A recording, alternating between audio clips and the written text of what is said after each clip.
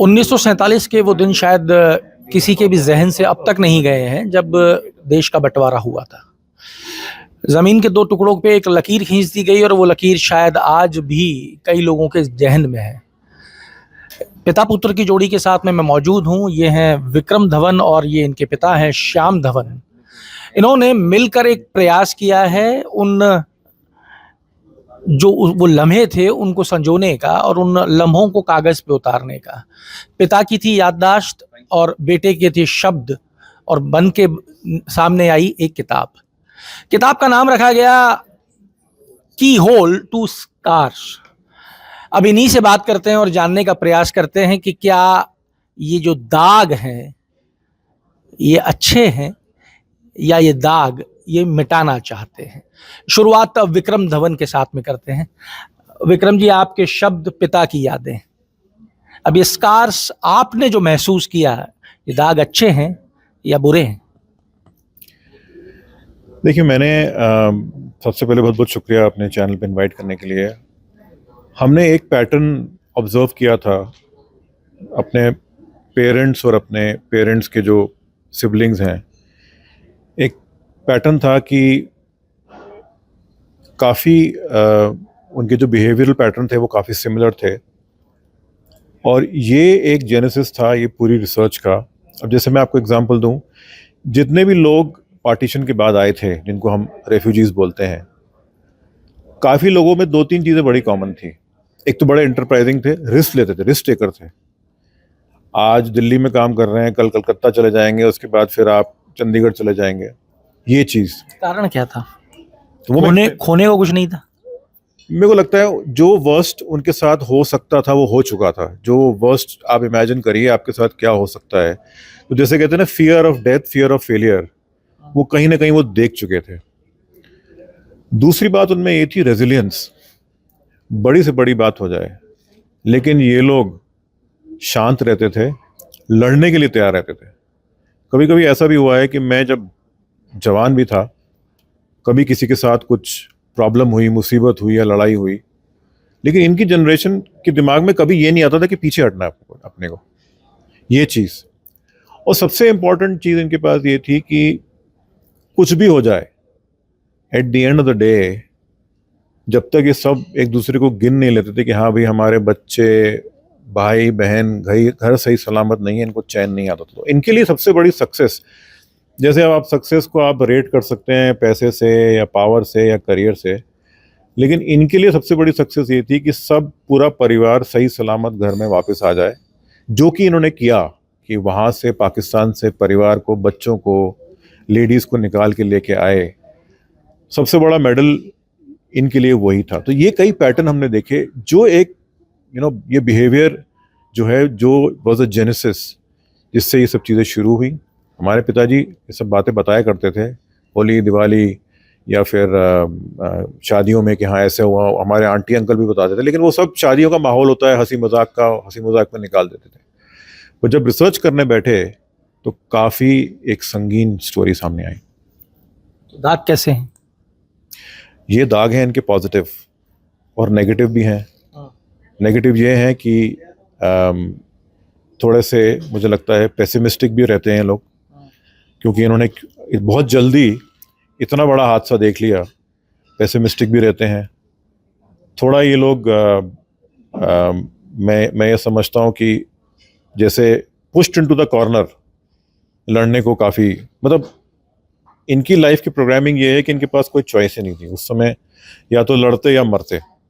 तो एक ये भी है, इसलिए आप कहते हैं कि भाई जो नॉर्थ इंडिया के लोग हैं, पंजाबीज़ हैं जो आए हैं, वो काफ़ी एग्रेसिव हैं।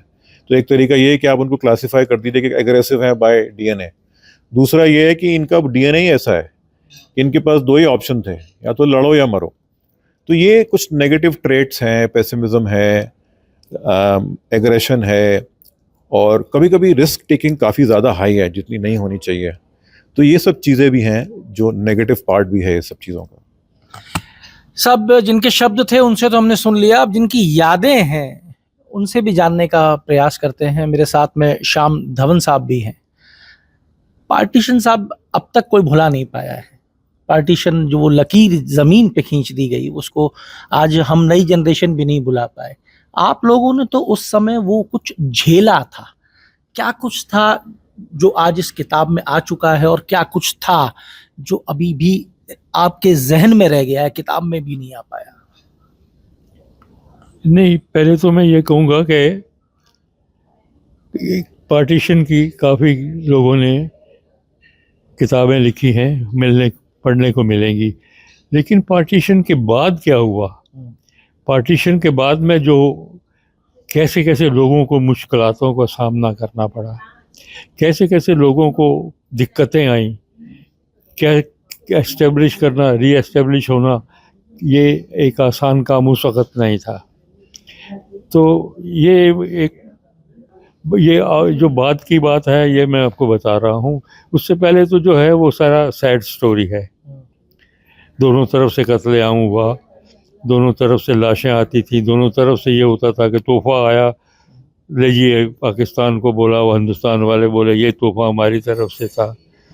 तो ये तो अच्छा नहीं लगा ना।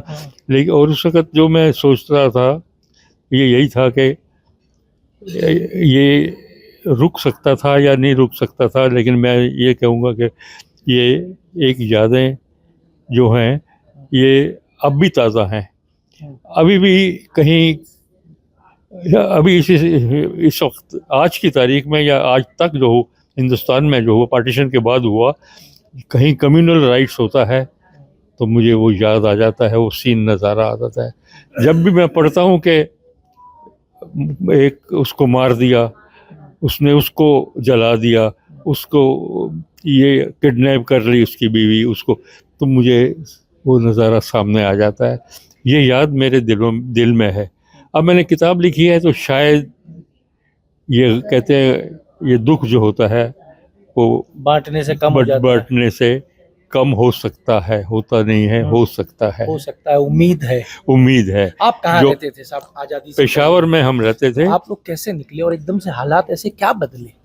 हाँ जी, आप लोग कैसे निकले वहां से और हालात कितने समय में बिल्कुल बदल गए? ना, ये ऐसा है कि उससे पहले इंटॉलरेंस नहीं था। ये अब मैं बहुत छोटा था, मुझे पता नहीं, लेकिन पार्टीशन से 2 साल पहले तक हम बिल्कुल भाई बहनों की तरह रहते थे, हिंदू और मुसलमान दोनों कम्युनिटी। तो उस वक़्त कोई ऐसी फीलिंग नहीं थी, ईद भी मनाते थे और दिवाली भी मनाते थे, लेकिन जो पॉलिटिकल एटमॉस्फेयर था वो चेंज हो गया। और हमने देखा कि हमारे जो पड़ोसी थे, क्योंकि पहले ये बता दूं कि पहले हम ओल्ड सिटी में थे तो हिंदू मुसलमानों के घर, ऐसा नहीं होता एक ही मोहल्ले में हिंदू भी रहते, एक ही मोहल्ले में मुसलमान रहते, क्योंकि किसी ने सोचा नहीं था, सब अपने पुराने सब दादा परदादा के लोगों के ज़माने से घरों में रहते थे। तो ये अब आप पूछेंगे कैसे हुआ, ये पूछा आपने जी। ये, तो ये इसलिए से कोई, मैं तो वो छोटा था, मैं क्या बोलूँ, कि पढ़ा तो है मैंने, लेकिन ये मैं इस सब्जेक्ट में मैंने देखा नहीं, मैं बोलूँगा नहीं। और बाद का सफर कैसा रहा? हिंदुस्तान आ गए आप।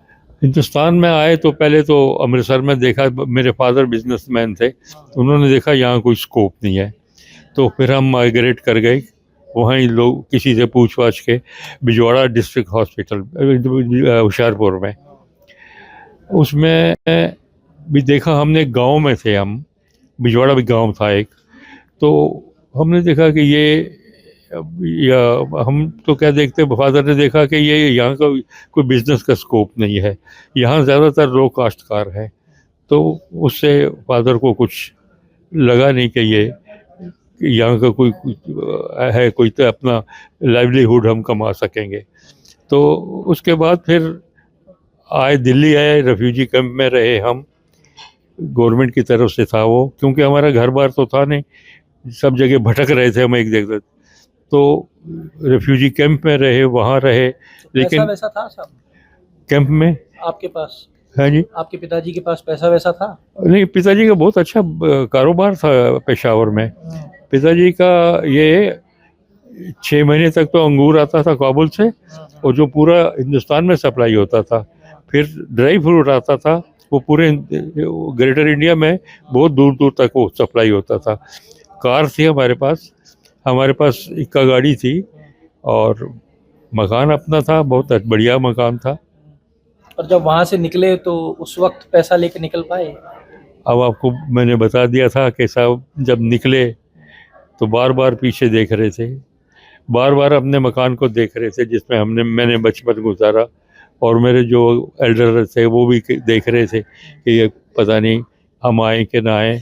हम कीमती बेश बहा की जो कीमती चीज़ें थी वो छोड़ के आए, वो भी याद करते थे, जैसे गाड़ी, इक्का गाड़ी, ये भी याद करते थे। और ये तो एक ये सब चीज़ें तो याद ही आती थी ना। इस तरह से एक शहर को भी याद कर क्योंकि उस शहर में हम रहे, अपने काफ़ी अरसे बचपन गुजारा, पढ़ाई लिखाई वहीं की, तो वो भी याद आता था।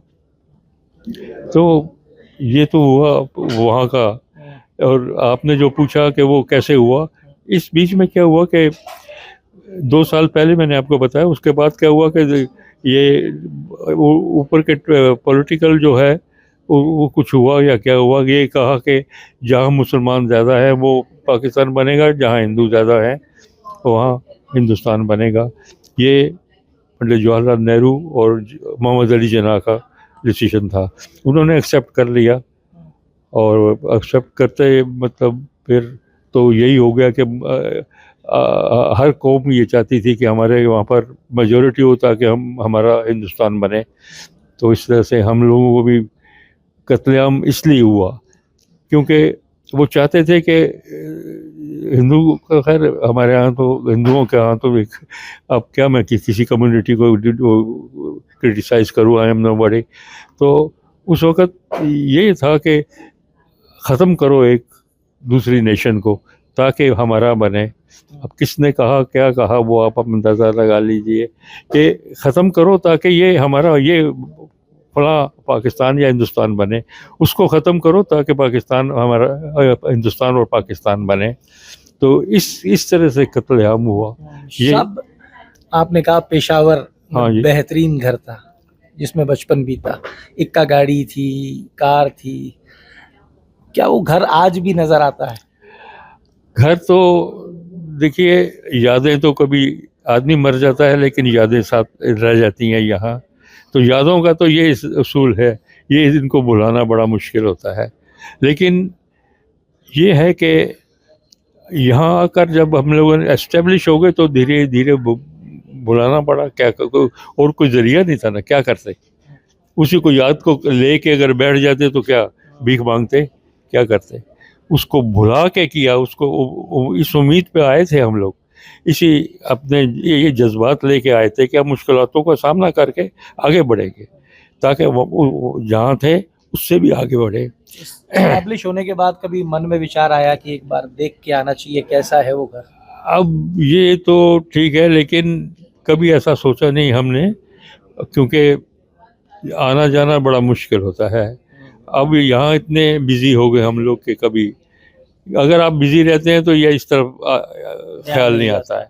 और अगर आप फ्री में रहेंगे कि भाई काम नहीं कर रहे, हाँ मेरा घर था, हाय मेरा वो, ये तो अब अटैचमेंट जो है इन शॉर्ट कैसे रख सकते हैं किताब में क्या मिलेगा पढ़ने उसको उस अटैचमेंट को अगर साथ रखेंगे तो आगे कैसे बढ़ेंगे। किताब में क्या मिलेगा पढ़ने वालों को? किताब में आपको मैंने कुछ ज़्यादा ट्रेजिडी वाला नहीं बनाया, ट्रेजिक नहीं बनाया, लेकिन आपको ज़्यादातर मिलेगा आफ्टर पार्टीशन क्या हुआ। आफ्टर पार्टीशन इसके मामले में बहुत कम लोगों ने लिखा है, लेकिन ये भी एक बड़ा काम था। एक शहर से उखड़ के आए आदमी, और वहाँ जहाँ के कोई ना आपकी जान पहचान, ना आपकी कोई रिश्तेदारी, और आपको एस्टेब्लिश होना है, आपको रहना है, आपको बिजनेस में रहना है, आपको कैसे करना है। तो ये सब चीज़ें जो थी, ये कैसे लाइवलीहुड हम कमाएंगे, कैसे वो करेंगे, कैसे मतलब मैं नहीं, मेरे फादर सोचते हैं कि कैसे सपोर्ट करेंगे, कैसे बच्चों को पढ़ाएंगे, कैसे करेंगे। ये सब मुश्किलातें थी जिसको ओवरकम करना बहुत ज़रूरी था, और वो किया मेरे फादर। और उसको बुला दिया, जैसे आपने पहले पूछा कि मकान याद आता है कि नहीं, उसको निकालना पड़ा यादों से, और नई ज़िंदगी जो है वो शुरू की। और उस ज़िंदगी में अब हम कैसे बताएं, लेकिन हम खुश हैं कि हम कामयाब हैं। हम खुश हैं कि हम कामयाब हैं। इन्होंने अपनी किताब के पहले ही पन्ने के ऊपर कुछ लाइनें लिखी हैं, वो लाइनें मुझे बड़ी पसंद आई हैं, इसलिए आपके साथ में शेयर कर रहा हूँ। पहले पन्ने पे लिखा है कि या तो हम उसकी तस्वीर अपने जहन में जीवन भर रख सकते हैं जिसने हमारे कत्ल किए, या फिर हम सिर्फ उसको याद कर सकते हैं जिसने उस कातिलाना दौर में हमारी मदद की, हमारा मददगार बना। श्याम धवन साहब का कहना है कि आज भी जब कोई खबर निकल के आती है और वो खबर ये कहती है कि कम्युनल राइट्स हो गए हैं, कोई मर गया है, किसी को तकलीफ हुई है, तो वो मंजर याद आ जाता है, वो चीज़ें आज भी जहन के आगे आ जाती हैं। यादें भुलाना इतना आसान नहीं है, पर इन्होंने प्रयास किया है कि शब्दों के रूप में उसको ढाला जाए। और आफ्टर पार्टीशन जो यहाँ आ गए, उन्होंने क्या क्या झेला, कैसे झेला, और कैसे वो लोग दोबारा खड़े हुए, उस सब की कहानी है और उस सब का दर्द है जो आपको जानने को मिलेगा। हाँ, ये मैंने धवन साहब के आंखों में ज़रूर महसूस किया है कि वो पेशावर वाला जो बंगला है वो अभी भी इनकी आंखों के अंदर चमकता है, नज़र भी आता है, इनका बचपन वहाँ गुजरा है। और ऐसी ही बहुत सी यादें आपको इस किताब के अंदर भी मिलने वाली हैं। तो जुड़े रहिए हमारे साथ। अमर उजाला के लिए जयपुर से मैं आशीष। आपके राज्य की खबरें, आपके शहर की खबरें सबसे पहले जानने के लिए देखते रहें अमर उजाला। चैनल को सब्सक्राइब जरूर कर लें और पाएं हर अपडेट।